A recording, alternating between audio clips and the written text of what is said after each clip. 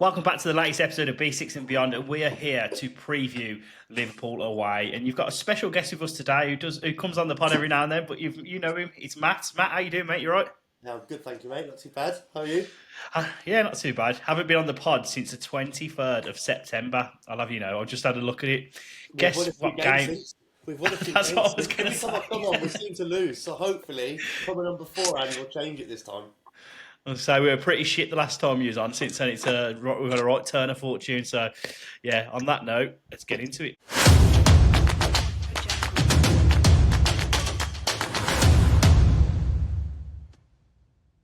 Right, so just before we do get into it, just want to remind everyone that we do have an ongoing giveaway for either match tickets or a shirt of your choice. All that you need to do to qualify is hit that subscribe button. We give that away every 500 subscribers, and we are getting close to the next giveaway, so don't miss out. Lads, what's your thoughts for the game then? Do you reckon we'll win? I'll let Matt go first on this one. Matt, I do. I think prior to this set of fixtures, when we had that little bit of a rut at the start of the campaign, looking at this run of fixtures, Man City, Spurs, or sorry, I should say Spurs, Man City, Liverpool, I was looking at like that's 0 points and potentially a pretty damaging goal difference. Obviously, since the international break, beat Spurs from coming from 1-0 behind.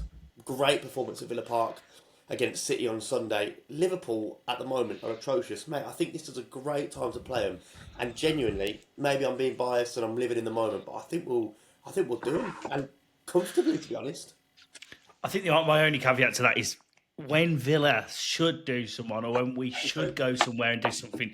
The biggest Aston Villa thing to do in this situation is to go there and we'll play Mo Salah into form, play Wirtz into form, play Isak into form, and we'll get an absolute fucking pasting. It really wouldn't surprise me. Cory, what do you think, mate? I'm going to try not to be negative. I don't want to be negative. I'm sceptical of the game, similar to yourself, Ben. I think it's just one of them where... Do I think we should win? Yes. And I know should's a strong word, but let's be honest, we should win with how everything's going at the moment, form-wise, player-wise. Arne Slot seems to have decided he's going to go on a train of hating everyone, and everyone seems to hate him at the moment, fans included. But as we say, it is Villa, and we do know how it can go. I think the important thing for us is, like you say, don't let them have too many chances. Don't let them have the chance to sort of get back into form. If we can go there with the thing of we can win, we will win. So I think that's the way we've got to approach it. I think naturally we're all Villa fans and we've been scarred many a time in the past as, away at Anfield. It's a difficult place for us to travel to, but you are right. I think you're both right. We should go there and get a result because ultimately Liverpool are playing incredibly poorly. Obviously, we sat down with Jonathan Morley the other day, the Liverpool fan, and he literally said to me and Cory that he thinks we will beat them. And realistically, with the vibe around the football club at the moment, it just feels like I don't know if it's strong to say that it feels like the players are sort of down tooling for Arne Slot, which sounds really weird, to be honest with you, considering, they won the league under him last year. But was all that work the work of Jurgen Klopp, and he's inherited that brilliant, well-oiled team, and then now we're starting to actually see, now that he's having to mould his actual team with the players that he has brought in, that he requested in the summer, and he's just showing what a poor manager he actually is. And that, for me, just shows that we have got the second best manager in the Premier League in Unai Emery. So we've got the second best manager in the Premier League, got one of arguably the best goalkeepers in the Premier League, got the best right back in the world currently in Matty Cash. Matt, I think what you just said there, Ben, like, whether I'd say Arne Slot's a bad manager or not is a different topic. But what I think they did do wrong, Liverpool, and I can't remember a club that's done it right, is buy 5 or 6 players, first team players, and try and embed them at exactly the same time. And we could look at when Spurs sold Bale, they bought like 8 new players with the money. They threw them all in. It didn't work. We sold Jack Grealish. We got Emi Buendia, Leon Bailey, Danny Ings in. Buendia's having a resurgence this season. The other two obviously didn't really work out as much. Bailey's on loan at Rome. PSG, even to an extent, when they got Messi, Hakimi, Van Alden, Donnarumma, a few others. Sergio Ramos. You can't just go and buy loads of great players and throw them into a title-winning team as well. They needed to fine-tweak this team. Maybe only by swap Nunes to Isak or Ekitike would have probably been perfect. They've bought 5 or 6 players that could go into their starting 11, and it's just not worked. The worst sale for me had to be the one of Luis Diaz. They should never have got rid of him. I'm convinced of that. As good as Gakpo is, as good as Ekitike should have been signed as their striker for me, and they should not have gone and signed Alexander Isak. They did not need him, and that was an egotistical signing. That was, and it was just the fact that a world class player, world class striker has come available, and they could get him, and it was big dick energy, and they were just swinging it about and like, look, we're going to go and take him, sort of thing, which. I get it. I respect it at the end of the day. If you can do it and you've got the financial power to do it, then fair enough. Flex your muscles at the end of the day. Cory, go on, mate. Let's see. You wanted to say something then?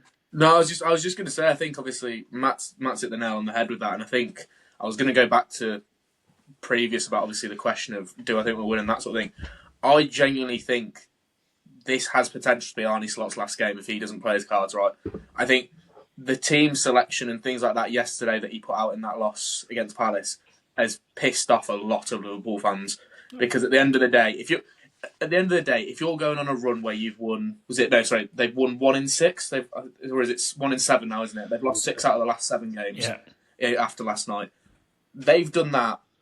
They had a game against, don't get me wrong, Palace are a bit of a bogey team for them. They've already lost them twice this season, but it's still a cup game, a chance to sort of get things going, try and get sort of like a win or something before. He's taken a massive gamble because he's basically said, we're going to throw away the cup in the hope that we win this weekend. And if they come out against us on Saturday and we go and do them even 1-0, but if we go and do them 2 or 3 goals, he's in real trouble. Yeah, I think we need to take into a bit of context though, because that the Carabao Cup, a lot of managers don't care about that. Unai Emery does not care about the Carabao Cup. He's actively, chose absolutely terrible teams for Villa in the past. I just think you are right in what you're saying. It's just more so the context of it and the fact of how poor Liverpool have been. I think generally there was a plan probably to play this sort of team regardless of the results, and he probably should have looked at it really, because it was an opportunity for Liverpool to get a result at home at Anfield and give a bit of confidence into the side. What would frustrate me massively if I was a Liverpool fan, because bear in mind there's going to be Liverpool fans travelling from all over the country, all over the world to that game. Imagine paying all that money to go to the game, and I think it's for 57,000 of them there.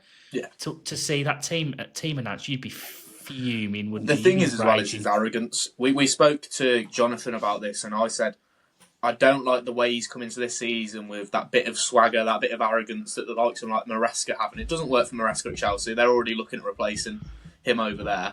And the biggest issue I have is him to come out and basically say, oh, Man City played a completely different squad, but no one picks on them, this, that and the other, because they won their game. It's like, yeah, they played a weaker side and won their game against Swansea, but they're not going through this form of, you've won 1 in 7.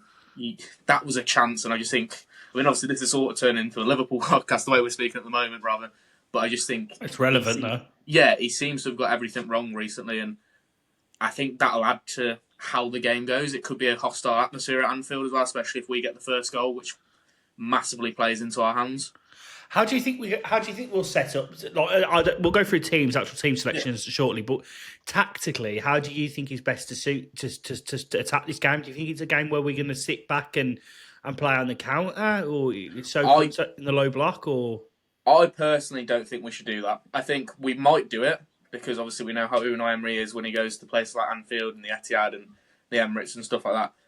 Personally, for me, as I said, I don't think we should be giving them chances, because at the end of the day, at some point this season, it is going to turn around for Liverpool, and they are going to start finding that. If we're constantly giving them 10, 15 chances, eventually one of them's going to go in, and that puts us on the back foot. I think we personally need to go out and just say, right, let's attack them from minute 1. I don't think we're quick enough on the counter to play that style, personally. I would say, and we've only done it once this season, boys, but I loved when Watkins and Marlon played as a 2 against Burnley at home. And like one would drop a little bit deeper, the other would run the line and run the channel and break them. And yes, it's Burnley and Liverpool, and Burnley are different outfits, but we caused them real problems, because not many teams in the Premier League now play with 2 strikers. You've got one up top with like 3 attacking midfielders behind. I would like to go and give them a proper go at Liverpool. Like you've just said, Cory, at some point Liverpool will click. And what we did against Man City at Villa Park was a game plan. And we know how Man City play. We've seemed to have got their number at Villa Park over the last few years. We've beaten them 3 times in a row now. and defensively we're very strong, but we know what we're kind of coming up against. We're coming up against a weaker Liverpool team that shouldn't be as weak as they are. So I'd go and attack them. Play Marlin, play Watkins, maybe even play Sancho. Have some pace or someone who's direct and give them a good go and kind of get on the front foot from minute one rather than try and soak up the pressure because eventually they will break our line. I think as well, one of the key factors is Arnie Slot said himself they can't deal with the long. He's been moaning about these long throw-ins, all that sort of stuff. So let's get the ball in behind. You're spot on, Matt. If we can have people like Marlon playing just off of Watkins, you can get them two both running in behind, and that's going to cause Liverpool some serious problems. I think we may potentially see Marlon now with Buendia being injured. I don't really know how he's going to approach it. I imagine it'll probably be Gesson instead, just playing off the right. But like you say, it would be an ideal game to say, play those two up front together and get those balls in behind because they seem to struggle with those sort of long balls and balls into the box. They can't deal with it for some reason. I think the pace in the back four isn't fantastic, is it? Like obviously Frimpong's rapid, but Van Dijk isn't the same player. I don't think this season. Not massively convinced with Konate, to be honest with you. And if you turn them two, and I agree with you. If you turn Konate and turn Van Dijk running the other way, with the pace of like a Watkins and especially Marlon, because Marlon's absolutely electric, it's going to cause them problems. It would cause them problems. I don't know if I think Unai Emery will go for that though, because of this is Unai Emery. I do think he'll be a bit more preserved. I can see John McGinn playing potentially off the left with Gesson on the right to give a bit of defensive cover to the fullbacks. Excuse me. Especially with Salah. He's going to be worried about Salah, isn't he? As much of he's had an underperforming season for himself, he still scored a few goals, I think, this season. So got to be careful of him. I think the one thing that kills Liverpool the most is with Frimpong and Kirkes going more narrow. So I know Jonathan was speaking about it. Obviously, Frimpong sort of going into that midfield role and then Kirkes playing as a left centre-back. And it really doesn't work for him. It's not the same as when they had Andy Robertson and Trent doing it. It just doesn't work for him. And I think that's where we're now seeing Konate struggle a bit more. And I think that's where we can exploit them. It's like, say, even if it's McGinn off the left, McGinn putting pressure on, he can make the best defenders in the world make mistakes. He did it against PSG. Probably going to be Conor Bradley, isn't it, at right back? Because I think Frimpong's potentially injured. So I think we can get at Conor Bradley. And I also think we can get at Kirkes because I don't massively rate him, to be honest with you. So to be honest with you, no, I don't even know if I'd want it. I'd want to go and see Gesson there. I would even take somebody in the set. Or I'll tell you what I would love to see. I would love to see McGinn out on the left. And for this game, I would love to see Sancho out on the right. I think Sancho up again because he's played on the right. Played on the right for multiple times in his career. He's played there at Chelsea, played there at Dortmund a lot. You put him up against Kirkes on that right side. Yes, he's not the same because he can't cut in, but he's going to absolutely cause them so many issues. I definitely prefer him over there because let's be realistic. If you're going to put him to help track Salah with Luka Dean, you're asking for a lot, I think. But whereas John McGinn will do that role, won't he? Yeah. I think as well, one thing to look into is both teams play the same formation. So we're going to balance each other out in that sense. So it's about winning those key battles. As you say, you've got to have the right player in the right position. One of the biggest battles is going to be those two sort of midfield six roles where you've got presumably Onana and Kamara, where if Onana can play like he did against Man City, I've got no problems with that being the case at all. Kamara's Boubacar Kamara versus, I imagine, Gravenberch. I think Jonathan said Gravenberch should be back for that game. And sorry. Was it Szoboszlai? I don't know who else played. Is it McAllister or is McAllister injured? Just going to have a look at the projected team now. Yeah. That was my phone just dropping on the table. That's what I was picking up to have a look at the potential team for Liverpool. But obviously that's another thing. I mean, Matt, you might have an opinion on this. Obviously, last time you were on, I know we spoke about Onana and how frustrating he was. Yeah, I've said on the last pod when I spoke about him, I really want to love him, but we've not seen the 50-60 million pound midfielder that we've bought. Yeah. Against Man City, it was his best performance in the Villa shirt, certainly since Bournemouth away. He was phenomenal. He got man of the match on Sky. He wasn't my man of the match, Conser was, but he was definitely up there. Like you just said, Cory, if we can get Boubacar Kamara, just normal Boubacar Kamara because he's world class, and Man City Onana, those two as two holding midfielders are Class. unbelievable. And then I feel like we would win the midfield battle if those two are at the top of their game. We'd bully them. They're so physical and they break up Yeah. so well, and then we can allow the rest of the boys to do their own thing. And I think the thing is, it's fair to say with Onana, and I said it on the last podcast, and I think everyone sort of has the same opinion, whether you're a Villa fan or not. Onana on his day, it's shades of Yaya Toure. It is that quality. Oh yeah, 100%. He's got pace, he's got power, he's got great passing on him. He can get himself a goal. Like on his day, he is brilliant. It just has to be more than. And to be fair, he's come out in an interview this week actually and said like himself, like he knows he's not been consistent enough. He wants to be playing like he did against Man City every week, and he said like I know I've not been performing at that level, which at least he can see that. So Liverpool have been lining up with Szoboszlai and partnering. They've had Curtis Jones in the last game, but McAllister. That was it, wasn't it? It was Jones that Jonathan Morley said.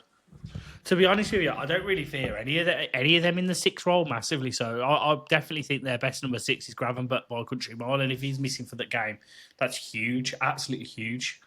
So I don't think the others are really that combative in comparison to him. No, I mean. Sorry, I was going to say I really like Curtis Jones as a footballer, but I'd have him more of a 8 or even a 10, more progressive. Agree. As a 6, if you've got Curtis Jones versus Boubacar Kamara or Onana, there's genuinely no competition there. Yeah, no, I agree. I think the main thing is obviously for Villa to do what we can do and make sure we're doing that. The last thing I want to see is a typical Villa performance. We line up on the weekend and you see Endo starting in the 6 and Endo gets man of the match, which is we're capable of doing that to players. We just need, like I say, individual battles. They're both teams 4-2-3-1. Individual battles are going to win us that game. Konza needs to be on top of it. Same with Pau Torres. Don't get me wrong, obviously they have both been brilliant, but they need to be on it. Cash again, unbelievable this season. I can't even think he plays out on the left for Liverpool. Polish Cafu, I'll have you know.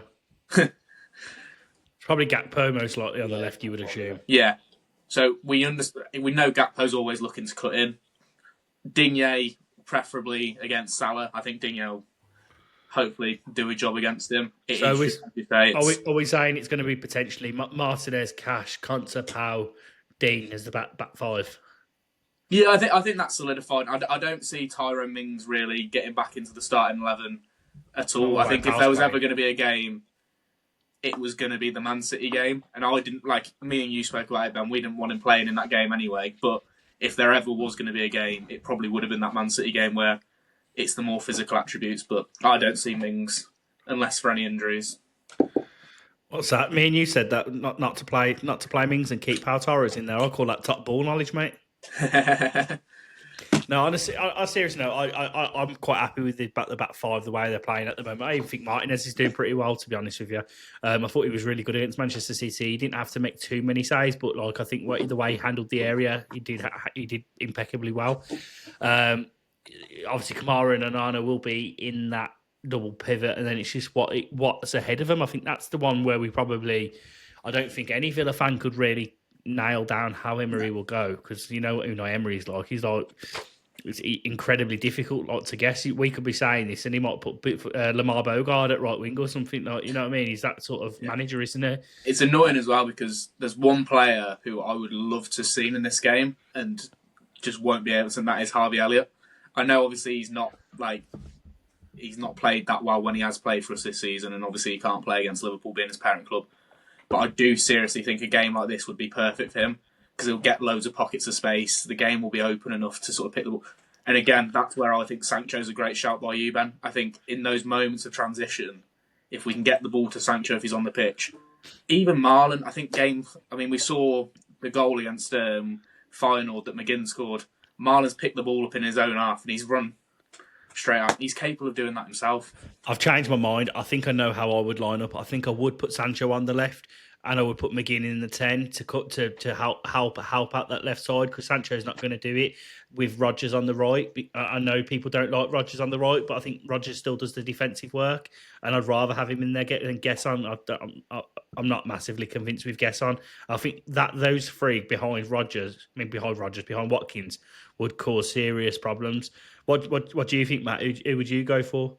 I know you said Marlon potentially. Yeah, no, I think Rodgers is he's starting to get back to the form we know he can be at. It's taken a while. just I know he's not every Villa fan's favourite at the moment, but I thought Gesson, when he came on against City, actually did a very good job. His defensive work to help Matty Cash on the right was superb, and because of his build and his physicality, when he got the ball, he just drove forward. Like, it wasn't like, let's do intricate passes. It's like, we need to run the clock down. I'm going to just run this and catch me if you can. So I think there is a player there, and eventually we'll see a better version of him. Whether we play him at Anfield, I don't think so. Ideally, I'd have the back four that we've just spoken about, Boubacar and Unana as the two. I would have, like you say, I think McGinn out on the right, just to help out and bully that midfield as well. I'd have Rodgers at 10, and then maybe even Marlon on the left, just some pace, just to run the lines with and to support Watkins, and Watkins up top. I know we spoke about Sancho, but I think Sancho plays a little bit deeper and will ask for the ball, where Marlon will run onto it, and I think their back four, there's an opportunity to expose them with a long ball over the top, like we've said, with the long throw-ins, and they just don't like being run at. And I'd probably try and run them ragged for the first half, 60 minutes, and then maybe change tactically. I think whoever's on the wing is going to be imperative, and that is the area that we can exploit them, because I think both their fullbacks are shite. Cory, go on, mate. Who would you go for? What's your combination? Yeah, so obviously we've got the back sort of 6-7 players sorted. That's nice and easy. Rodgers for me in the 10. I think just him picking up the ball and running at defences. Van Dijk lives to keep twerking back towards his own goal at the moment, so we need someone running at him. On the left, I think I'd like to see Sancho again, just running at people. And then on the right, has to be McGinn. I think McGinn, in a game like that, we need McGinn playing his leadership, stuff like that. He's always going to...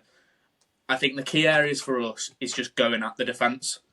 We've got the players who are going to do the work coming back as well, which is great, but we need to be going at them. And I think that sort of, those three there are all going to do the job. And the best part is they can all change between positions. So McGinn doesn't have to necessarily stick out on the right.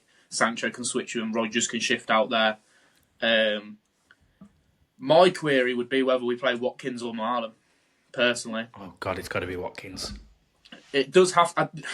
the difficult thing for me at the moment is I love Ollie Watkins. I can't say high enough things about him. But as we said, the one thing he's not doing is putting the ball in the back net. He's doing everything else right, except that. And I think it's a game where we could get a lot of chances, and he needs to be on it.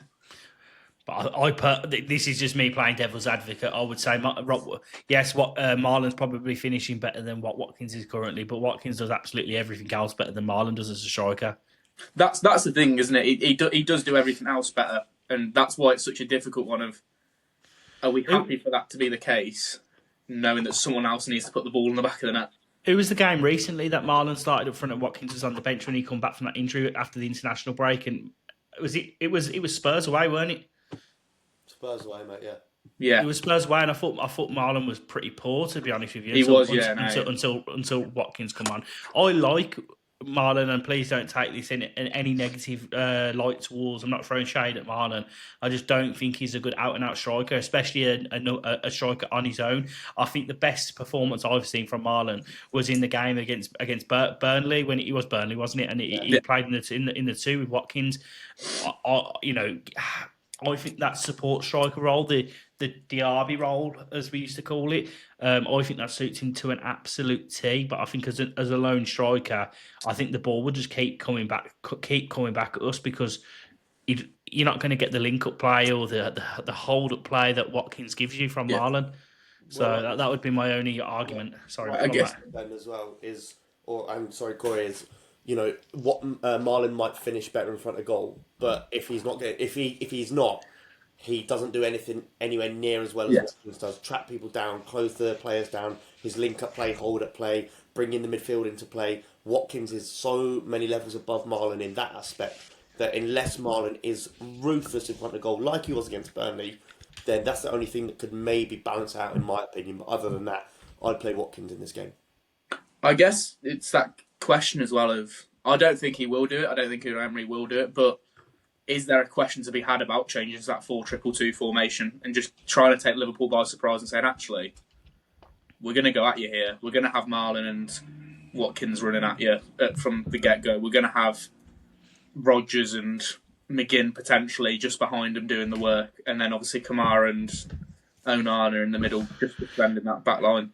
It'd be absolutely lovely, mate, but I just cannot see for the life of me Unai Emery throwing caution to the wind. He's just not that sort of manager, is he? Just vibes, mate, vibes. That's all we need. I wish it was sometimes, but no, sadly, I think Unai Emery is probably the most calculated man that I've ever seen at the helm at Aston Villa Football Club. So I just can't see it. He will go there with a game plan. He will go there, keep things tight, because Liverpool will come at us, and they will come at us quite strong, I would guess, from the minute. Yes, they're probably going to be a bit nervy themselves because of the results, and then if Anfield don't get behind them, it can get worse. The atmosphere could get a bit nasty. Because I'm with you. I think if Liverpool don't beat us, I don't think he'll go after this game, but I do think he'll be gone soon, because their run after us is horrendous. They've got, I think, Real Madrid to come. They've got Manchester City to come, and there's another one that's really difficult. They got Man United as well, I think. Real Madrid, City, and Nottingham Forest after, and then I think PSV in the Champions League. But just the next three are us, City, Madrid. They are not a nice set of fixtures when you're coming off of 1 win from 7. Because that could very easily be another 3 losses on the bounce. So you just got to, I think just from watching Liverpool have this season, I just don't think he's very good tactically. But we'll see what happens this weekend. I don't want to speak too much and throw too much shade at them, because, like I said, we've been hurt many a time in the past. And I just it makes you appreciate Unai Emery that bit more as well. I think, like, I was reading today, Enzo Maresca was talking about their loss to Sunderland. And he said he'd watched the last 10 games that Sunderland had played, and they'd never played a back 5. And then they played a back 5 against Chelsea. And the team talk before was, lads, what we've been working on, ignore it. I'm going to have to try and change it in 10 minutes. This is going to be difficult. And it's like, well, surely you should just set up to be able to beat any team. And that's exactly what Unai Emery does. He doesn't change. He just sets up the same way, where if it doesn't work, it doesn't work. Which can be frustrating, but it makes you appreciate them that bit more. I was just thinking, it has actually been a ridiculous run since we last spoke. Well, I know I weren't on it because I was not feeling very well, but since you was last on here, Matt, we've been fantastic, haven't we? I think it was Sunderland. Sunderland, mate, when we drew, and then obviously went to. Was Everton before or after? I think Everton was after. After, yeah. And then from there, we've been win. Other than go ahead Eagles, we've not really had a blip since. And just that turnaround. And, we always said it, like, Emery would turn us around, and it was never in doubt, really. It was just it was a blip, and there was that stat going around that Emery lost his first 5 and didn't score in a year at Seville. They went on to win the Europa League and finish 5th. So if Emery wants to do exactly the same and win the Europa League and finish 5th with us after not scoring for our first 4 or 5 games, then crack on. Sorry, Sunderland wasn't before Everton. It was Everton, Sunderland, then it went Bologna, Fulham, Feyenoord, Burnley, Spurs. We won't talk about that one. And then Man City. Do you know what? It makes me laugh as well, actually, whilst we're talking about this. I don't want to keep going on for too long, but I watched the Man City Villa game the other day, and it makes me laugh. Like, you listen to Sky and that, and they were talking like, Villa haven't been on great form recently. And this is before the City game. It's like winning 4 in a row and losing 1. Okay, that's really poor form. That, and they're like, Man City just haven't played well today. It's nothing to do with Villa. Like, couldn't give us the appreciation we deserved. And you know what? I love that. I think for all these years, these last 3 seasons, we've always been, they won't do it. We can't do it. They're not that good. Teams will suss them out. Unai Emery doesn't know what he's doing. He'll be sacked by next Christmas, this, that, and the other. And we just slowly go along doing what we do. The thing is, if you look at where we are now at this point of the season, we're currently sat 8th. We are 2 points outside the top 4 with 3 points off second in the league. Now, yes, we didn't do it how we probably would have done it, because if you think about it, the start to the season was incredibly poor, and it was more so the way we played throughout that period. We were terrible. But if you told me that we would be sat 8th on 15 points after the start that we had, I would have ripped anyone's hands off it. If you would have told me that we would go and beat Spurs away and beat Manchester City at home after that period, I would say that is probably the most Villa thing in it, well, most Unai Emery thing to do, to be honest with you. So I don't think after speaking to either of you that any of us were really particularly massively concerned about Unai Emery and Villa. We all said openly we hope he gets it right. I remember you saying, Matt, that you want Unai Emery to get it because if anyone's going to do it, it will be Unai Emery. And I'm glad to see that he has done it, and I hope he has shut a few fans up because, the shouts for him to go, like, it was just ridiculous. Ultimately, there was always going to be a bit of a blip throughout the season, whether it was at the start of the season, middle of the season. We always have a period where we struggle for a period. It was just massively heightened, and the feelings were heightened, and there was anxiety amongst the fan base because it was the start of the season. And now we sat, like I say, eighth, 2 points off fourth. Beat Liverpool this weekend, we could go above Liverpool. We could be in the top four by the end of the weekend. Possibly, more than likely not, because the teams above us will probably win games. But that's genuinely a possibility. Well, And with, I'm with quite that, excited. Ruben, a lot of the teams that are playing, so Man City have Bournemouth, and Bournemouth are flying, so one of them have got to take points off each other. Chelsea have Spurs, there's another one. We've obviously got Liverpool, so they're next to us. It only takes us to win and maybe a Chelsea-Spurs draw, and we are third or fourth. And a Man City beat Bournemouth, and we could be genuinely third at the end of the weekend by not like a too crazy set of results. I'm quite excited though, lads. To be honest with you, sorry, Corey. Like the thing is, the way I would say is like, I don't think we've been particularly amazing this season. I think we've done well in certain games, and I still think there's levels to go. Like Watkins isn't scoring, Rodgers still isn't at his peak. Tillemans to come back. There you go. That was my next point. We still haven't seen our player of the season for pretty much most of the campaign. So I'm really excited for the remainder of the campaign, and I genuinely still think, and I'm going to say it now. I'm going to say it in my chest. I think we win something this season, and I think it will be the Europa League. I've already got my hotel. We put the hotel for Istanbul. We're going to get there, and we're going to win it this year. That is ending the podcast on a really positive note. Have you boys got anything more you want to go through? No, No, not today, mate. So, final one, score predictions. Cory, do you want to go first, mate? Yeah, I'm gonna go confident. I'm gonna say 3-1 Villa. I was just about to say 3-1 myself, but if you're going 3-1, I was genuinely going to say that. You'll go 4. No, I'll go down a more Unai Emery route and go 2-0. More defensively sound. 2-1 Aston Villa. So we're all predicting a Villa win. Yes. Fingers crossed, then, lads. Hopefully, we can have another chat in the future and be like, "Wow, that was a bang on prediction for us." Right. On that note, if you have made it this far, make sure to tap a like on the video. We do have a goal of the video for hitting 20 likes, and also, make sure to hit that subscribe button. Thank you for watching, and as always, up the Villa.